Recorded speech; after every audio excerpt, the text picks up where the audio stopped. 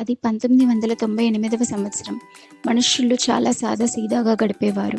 ఆ టైంలో రాఘవ ఒక చిన్న ఊళ్ళో డిగ్రీ కాలేజ్ టెంపరరీ మ్యాథ్స్ లెక్చరర్గా ఉండేవాడు. అదే కాలేజ్లో ఫైనల్ ఇయర్ చదువుతున్న రమ ఎప్పుడు కిటికీ ప్రక్కనే కూర్చునేది. అక్కడైతే రాసుకోవడానికి వెలుతురు బాగా వస్తుందని ఆమె ఉద్దేశం. తను క్లాస్ టాపర్ కాకపోయినా చాలా కష్టపడి చదివేది.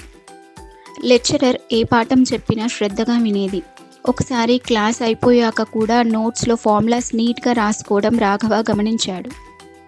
చదువు పట్ల రమకు ఉన్న శ్రద్ధ అతనికి బాగా నచ్చింది.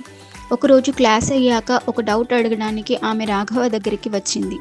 రాఘవ ఆ ప్రాబ్లంని బ్లాక్ బోర్డ్ మీద వివరంగా స్టెప్ బై స్టెప్ చెప్పాడు. ప్రతి మాట ఎంతో ముఖ్యమన్నట్టు ఆమె చాలా శ్రద్ధగా వింది. ప్రతి వారం మామూలుగా రమ తన డౌట్స్ అడిగేది. చిన్న చిన్న మాటలు, ఎక్కువగా చదువు గురించి, అప్పుడప్పుడు భవిష్యత్తు లక్ష్యాల గురించి మాట్లాడుకునేవారు. మెల్లిగా ఆ ఇద్దరు కొద్దిసేపటి మాటల కోసం ఎదురు చూడడం మొదలుపెట్టారు.